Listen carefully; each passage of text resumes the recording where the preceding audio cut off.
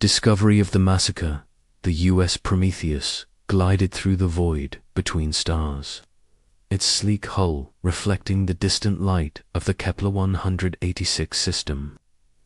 Commander Sarah Chen stood on the bridge, watching the navigation display as they approached. Their destination, after 3 weeks in hyperspace, they were finally arriving at the Kythera refugee settlements. The bird-like aliens had been their closest friends since first contact 7 years ago, sharing their knowledge of faster-than-light travel and helping humanity take its first steps into the greater galaxy. Dr. Marcus Webb looked up from his research station, adjusting his glasses as he studied the latest xenobiology reports. The elderly scientist had spent the last 5 years working alongside the Kythera, learning about their unique physiology and culture. Their feathered bodies and melodic language had fascinated him from the beginning. Lieutenant Alex Petrov, the tactical systems, his young face serious as he scanned for any unusual activity. Engineer Rosa Martinez worked at the engine controls, her experienced hands making final adjustments to their approach vector. "Commander, we should be picking up their settlement beacons any moment now," Lieutenant Petrov reported from his station. The Kythera had established 3 large orbital habitats around the 5th planet in this system, each housing nearly 30,000 refugees who had fled their dying homeworld 2 years ago. Earth had helped them relocate, providing supplies and technology to build their new communities. Sarah nodded and walked closer to the main view screen. Something felt wrong, though she could not explain why. The usual chatter from Kythera communications networks was absent. Their musical voices should have been filling the radio spectrum with news, stories, and greetings for visiting human ships. Instead, there was only silence stretching across the empty space. "Dr. Webb, are you detecting any of their biosignatures?" Sarah asked, turning to the scientist. Marcus frowned as he studied his instruments, checking and rechecking the readings. The Kythera had a unique electromagnetic field generated by their nervous systems that human sensors could easily detect from great distances. "That's very strange, Commander," Marcus replied, his voice filled with concern. "I'm not picking up any of their usual biopatterns. In fact, I'm not detecting any life signs at all from where their settlements should be located." Rosa looked up from the engineering console, her dark eyes reflecting worry. "Commander, my sensors are showing massive debris fields in orbit around the planet. Large amounts of refined metals and composite materials are scattered throughout the area where the Kythera habitats were positioned." Sarah felt a cold dread settling in her stomach. She had commanded the Prometheus for 6 years and had learned to trust her instincts. Something terrible had happened here, and she was beginning to fear the worst possible outcome. "Red alert," she ordered, her voice steady despite the growing anxiety. "Raise shields and prepare for anything we might encounter." "Lieutenant Petrov, I want a full tactical scan of the entire system." The bridge lights dimmed to their emergency configuration as the crew prepared for potential danger. Alex worked frantically at his controls, his instruments probing deep into space around them. After several long minutes, his face went pale as the results appeared on his screen. "Commander, I'm detecting 3 massive debris fields in orbital positions around the planet. The composition matches Kythera construction materials, but everything has been completely destroyed. I'm also finding evidence of high-energy weapons discharge throughout the area." Sarah closed her eyes for a moment, trying to process what she was hearing. The Kythera settlements had been completely destroyed by some kind of military attack. 80,000 peaceful refugees, including thousands of children and elderly, had been living in those habitats. "Take us in closer," but maintain maximum alert status, she commanded. I want to know exactly what happened here and who was responsible for this destruction. As the Prometheus moved deeper into the system, the full scope of the horror became clear. Where 3 beautiful Cathara orbital habitats had once housed thriving communities, only twisted wreckage remained. Huge sections of hull plating drifted slowly through space, mixed with smaller debris that had once been homes, schools, and community centers. Emergency escape pods floated dark and lifeless among the ruins. Marcus stared at the destruction displayed on the main screen, tears streaming down his weathered face. Those habitats housed entire families, children who had never known violence, elders who carried the wisdom of their species. How could anyone destroy something so beautiful? Rosa guided the ship carefully through the debris field, using the mechanical arms to collect pieces of wreckage for analysis. Each fragment told part of the story of what had happened here. Scorch, marks from energy weapons covered every surface. The damage patterns showed that someone had systematically targeted life support systems and escape routes. Commander, I'm detecting a faint distress beacon, Alex reported suddenly. It's coming from the planet's surface, about 2 kilometers beneath the crust in what appears to be a natural cave system. Can you determine if there are any survivors? Sarah asked, hope mixing with dread in her voice. Alex worked at his instruments for several minutes before responding. I'm reading approximately 200 Kithara life signs in underground shelters. They appear to be in some kind of emergency hibernation state. Sarah felt a surge of relief that at least some of the Kithara had survived whatever had happened here. Prepare a rescue team. Dr. Webb, I want you to lead the medical assessment. Rosa, can you get us into a stable orbit for transport operations? The rescue mission took 4 hours to complete. Deep beneath the planet's surface, they found emergency bunkers that the Cathara had carved from solid rock. Nearly 200 survivors were in suspended animation, their bodies shutting down to conserve resources while they waited for help that might never come. Dr. Webb worked tirelessly to revive the survivors, starting with their community leaders, who could explain what had happened. The first to awaken was Elder Cathara, an ancient Cathara whose blue and silver feathers had turned white with age. Her large golden eyes opened slowly as the revival process brought her back to consciousness. Dr. Webb, she whispered in accented English, her melodic voice weak from the ordeal. You came, we had hoped, but feared you would arrive too late to hear our warning. Marcus knelt beside her resting platform, holding her delicate hand in his. Elder Cathania, what happened here? Who destroyed your settlements? The old Kithara's eyes filled with sadness as she began to speak. 3 days ago, ships arrived from the Hegemony Council. Massive warships with weapons we had never seen before. Their commander demanded that we immediately cease all contact with humanity and surrender ourselves to Council authority. Sarah stepped forward, her jaw clenched with growing anger. The Hegemony Council. We've heard rumors about them, but never had direct contact. Elder Cathenia's voice grew stronger as she continued her account. They rule most of the galaxy through fear and military power. The Council divides all species into categories based on their usefulness.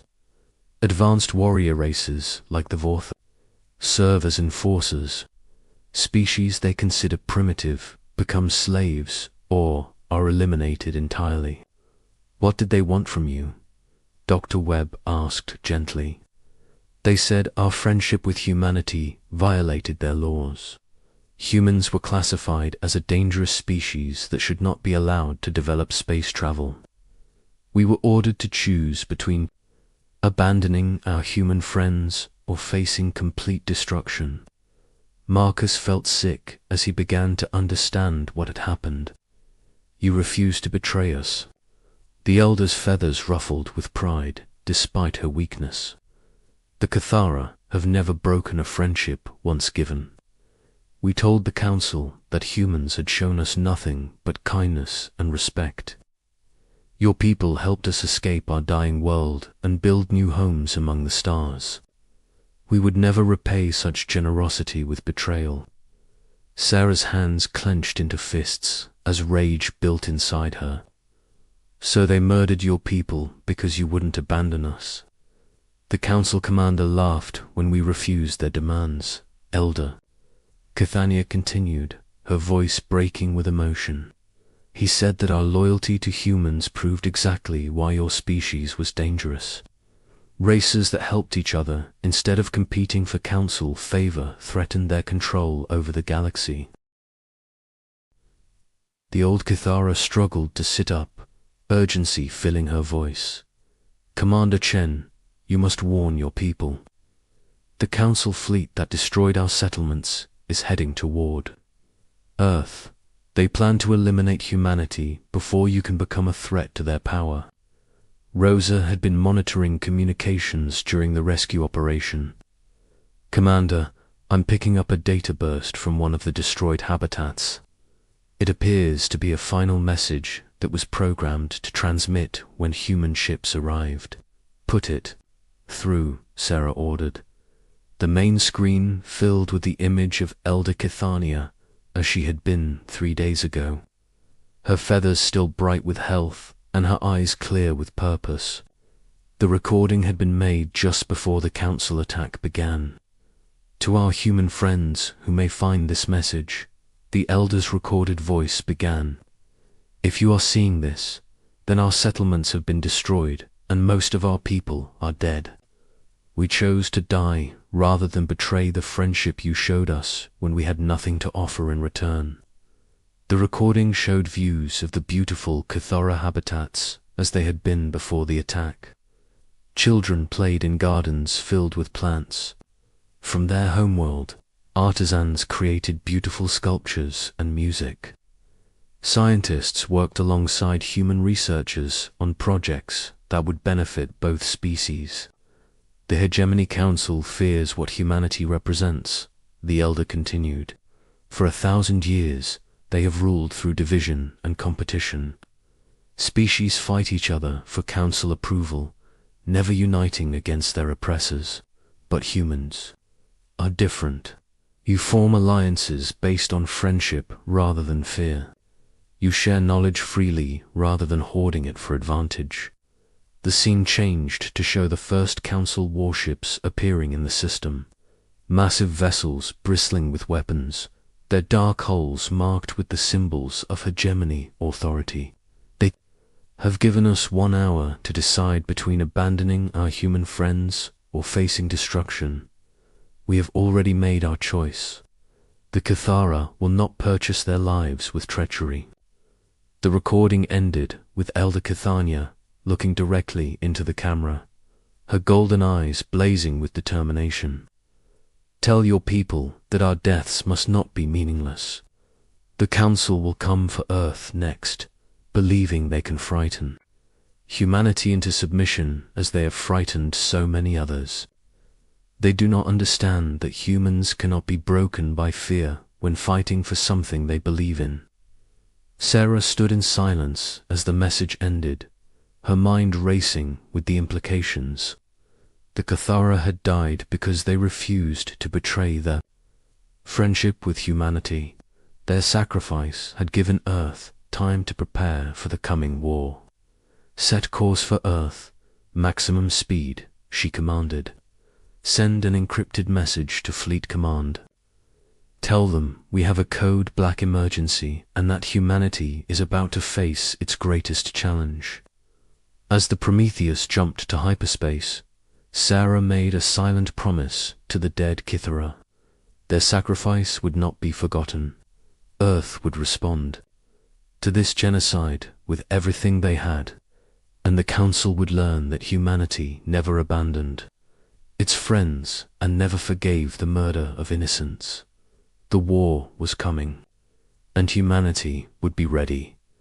Earth's response and first strike. The emergency session at Earth Defense Command had been running for 18 hours straight.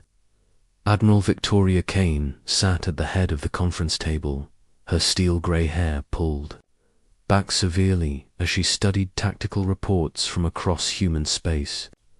The walls of the command center were covered with holographic displays showing fleet positions, resource allocations, and intelligence data about the approaching Hegemony Council forces. President Maria Santos had arrived from Geneva 6 hours ago, her face showing the strain of coordinating humanity's response to an existential threat. Secretary of Defense James Liu worked frantically at his tablet, calculating how quickly they could mobilize Earth's scattered military forces. Dr. Elena Busquets, the head of weapons research, presented her analysis of Council technology based on the wreckage collected by the Prometheus.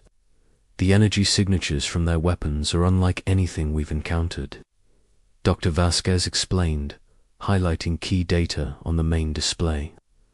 Their plasma cannons operate at temperatures exceeding 50 million degrees, enough to vaporize our strongest hull materials in seconds. However, their targeting systems appear to be designed for large, slow-moving targets. Admiral Kane leaned forward, studying the tactical implications. What about their defensive capabilities? Impressive, but potentially vulnerable, Alina continued. Their shields can absorb enormous amounts of energy, but they seem to rely on raw power rather than sophisticated modulation. They've never faced an enemy that could adapt quickly to their defensive frequencies. Captain David Torres stood near the tactical display, his weathered face reflecting years of special operations experience. Admiral, with respect, we're talking about 300 human ships against an estimated 8,000 council vessels. Superior technology won't matter if we're outnumbered 25-1. President Santos spoke for the first time in hours, her voice carrying the weight of humanity's survival. Captain Torres, what would you recommend? Should we attempt to negotiate with the Council? David's expression hardened as he thought about the images from the Kithara settlements. Madame President, you don't negotiate with genocidal maniacs. The Council murdered 80,000 innocent civilians to send us a message. They've made their intentions clear. Admiral Kane activated a new display showing intelligence reports from across the galaxy. We may not be as alone as we think. Dr. Webb's contacts with other species have revealed widespread resentment against Council rule.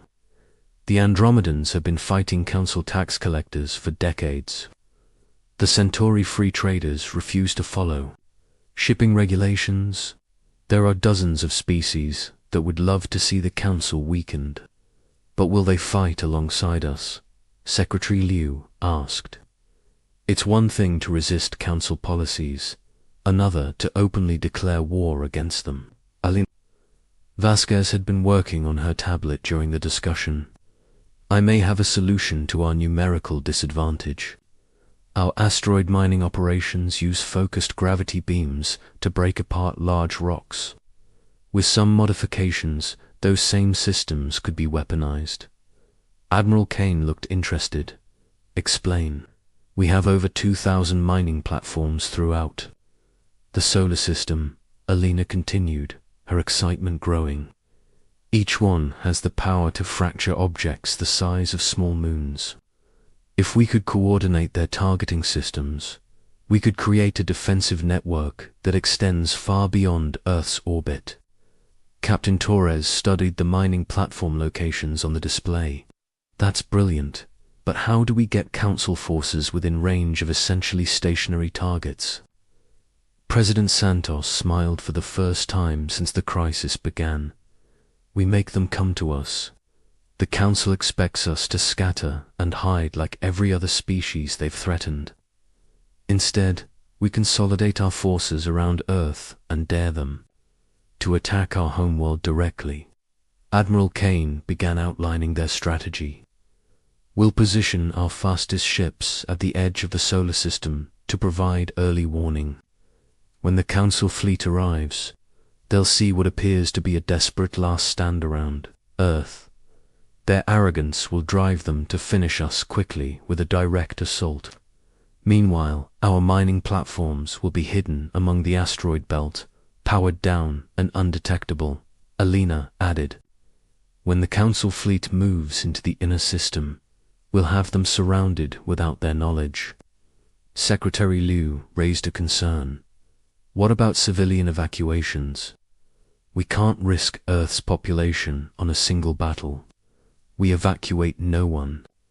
President Santos declared firmly.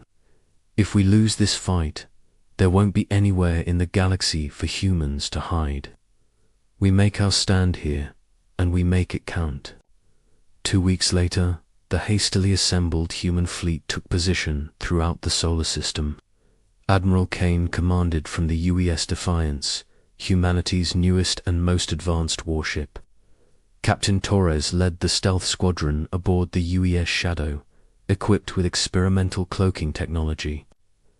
Engineer Rosa Martinez had volunteered to coordinate the mining platform network from Ceres Station, her expertise crucial to the success of their trap. The Council fleet arrived exactly as predicted, dropping out of hyperspace at the edge of the solar system with overwhelming force. 8,000 warships formed a massive wall of metal and firepower, their dark hulls gleaming with the symbols of hegemony authority. At their head flew the flagship Dominion, a kilometer-long dreadnought, bristling with enough weapons to destroy entire planets.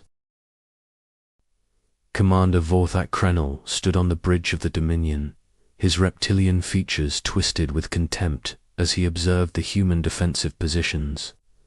The mammals had positioned their pathetic fleet around their homeworld, exactly as intelligence had predicted. 300 small ships against the might of the hegemony would be over in minutes. Open a channel to the human fleet, Krenel ordered. Let me speak to their commanders before we destroy them. Admiral Kane's image appeared on the main screen, her expression calm despite facing impossible odds. I am Admiral Victoria Kane, of Earth Defense Command. You are trespassing in human space and are ordered to withdraw immediately. Krenel laughed, a harsh sound that echoed through the bridge. I am Commander Krenel of the Hegemony Council. You will surrender unconditionally and submit to Council authority. Your species has been classified as a galactic threat and will be relocated to designated containment worlds. We've seen your idea of relocation, Kane replied coldly. The Cathara trusted you once. 80,000 of them paid for that mistake with their lives. The Cathara chose their fate when they refused to abandon their friendship with your dangerous species, Krenel snarled. They died because of their misguided loyalty to humans. You have 1 hour to surrender, or Earth will share their fate. The transmission ended, and Kane turned to her tactical officer. Send the activation signal to all units. Operation Righteous Fury is now in effect. Throughout the solar system, human ships began their carefully choreographed dance. The main fleet appeared to fall back toward Earth in apparent panic, drawing the Council forces deeper into the system, hidden among the asteroids. 2,000 mining platforms powered up their gravity beam arrays and began targeting calculations. Commander Krenel smiled as he watched the human retreat. All ships advance to Earth orbit. We'll finish this quickly and move on to processing their colonies. The Council fleet surged forward, their massive ships easily outpacing the smaller human vessels. Krenel's confidence grew as his forces approached the inner system. The humans were behaving exactly as every other species had when faced with hegemony power. Sir, we're detecting some unusual energy readings from the asteroid belt, reported the Dominion's sensor officer. Krenel barely glanced at the display. Probably mining equipment the humans are trying to convert to weapons. Irrelevant. Continue the advance. Admiral Kane watched her tactical display as the Council fleet moved into the trap. Rosa, are your platforms ready? Engineer Martinez responded from Ceres Station, her voice tense with concentration. All 2,000 platforms are locked onto. Targets. Gravity beams are charged and ready for coordinated firing. Captain Torres, are your stealth ships in position? David's voice came through clearly, despite the interference from his cloaking systems. Shadow Squadron is ready, Admiral. We have targeting locks on their command ships. Kane took a deep breath and spoke the words that would begin humanity's war for survival.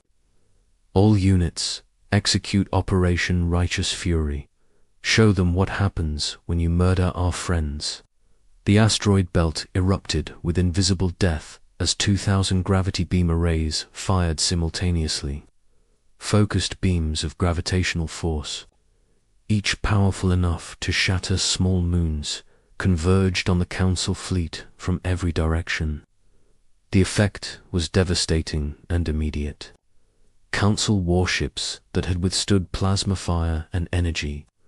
Weapons found their hulls crumpling like paper under the crushing force of artificial gravity fields.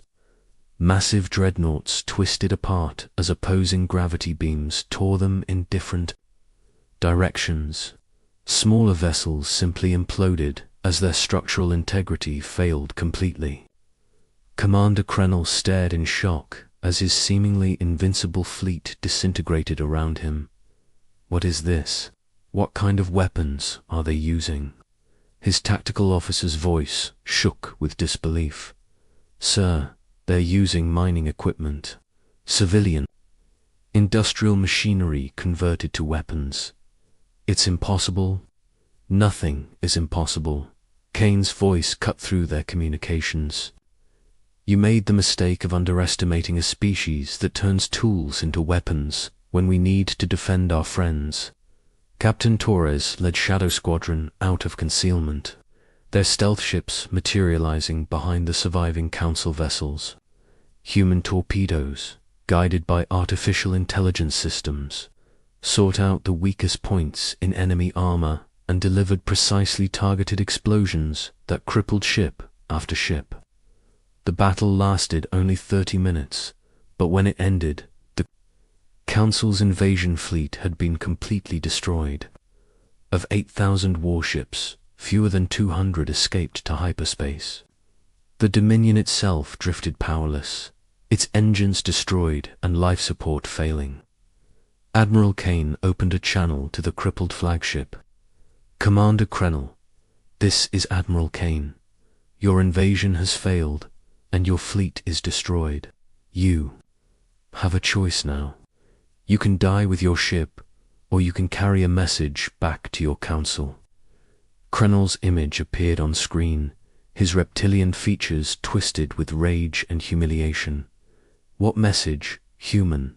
Tell your masters that Earth remembers the Kafara. Tell them that humanity does not forget our friends, or forgive those who murder innocents. Tell them that if they want to destroy us, they'll have to bring everything they have, because we'll never stop fighting. Kane's expression hardened as she delivered the final warning. And tell them that we're not alone anymore. Every species you've oppressed, every world you've enslaved, every culture you've tried to destroy will be watching this battle. They'll know that the mighty Hegemony Council can be defeated. As the surviving Council ships fled toward the edge of the system, Admiral Kane opened communications to the entire galaxy. This is Admiral Victoria Kane of Earth Defense Command, broadcasting on all frequencies.